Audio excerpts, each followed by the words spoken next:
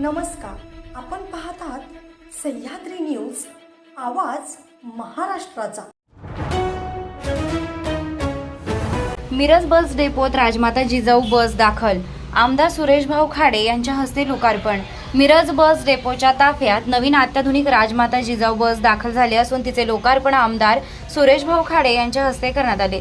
बसचे विधिवत पूजन करून ती प्रवाशांच्या सेवेसाठी रवाना करण्यात आली।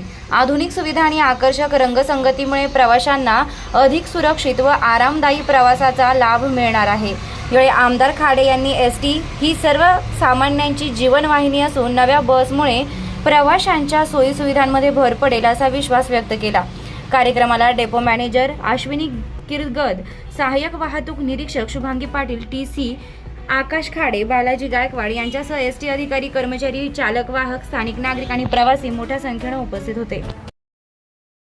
खूप सुंदर नाव आहे, सुंदर बस आहे आणि लालपरी हे तर पहिलं जुनं नाव आहेच।